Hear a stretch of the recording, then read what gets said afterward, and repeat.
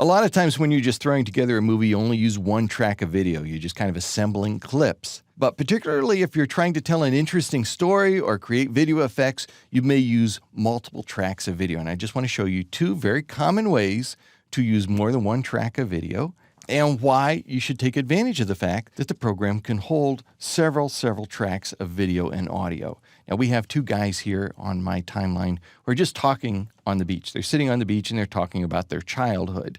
Now, rather than have this just be a dialogue-heavy scene without a lot of action in it, we're going to use the fact that video shows to cut away, so that as they're telling the story, we'll cut away to video of one of them as a child. And so as they're telling the story, in other words, as their audio continues, we'll cut away to what's called B-roll, and that is our cutaway to our action scene. So here we have in our project media panel, we have something called Sandcastle 1, and that is our video of the little boy playing in the sand. So that's our flashback video. And we're going to create what's called an L-cut.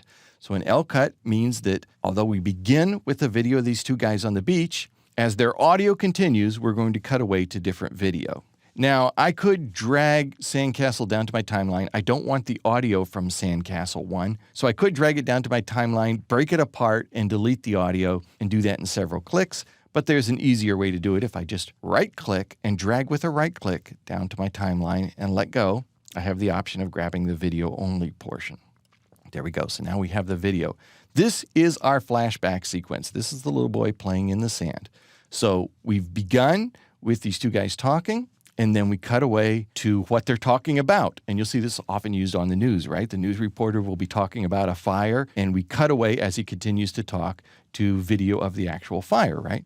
So this is a very powerful technique for storytelling. And you will use this a lot when you're doing interview videos or when you're doing documentaries. You have someone telling the story, and we cut away using an L-cut. You can see the shape of an L right here. Using an L-cut to cut away to the action. Now, the opposite of an L-cut is a J-cut, and you'll see that technique used sometimes too. A J-cut is when we begin with the B-roll and audio that's coming from another source. In other words, we're beginning with the narrator off screen, and at the end, we cut away from the B-roll back to the narrator. So we're not identifying the narrator or the person speaking until after our B-roll clip. Those are two very cool techniques. You can see the J shape there, right? J. So a J-cut and an L-cut, which are two very powerful ways to add visuals to your storytelling. Video is about showing visuals. Movies move is what you learn in film school.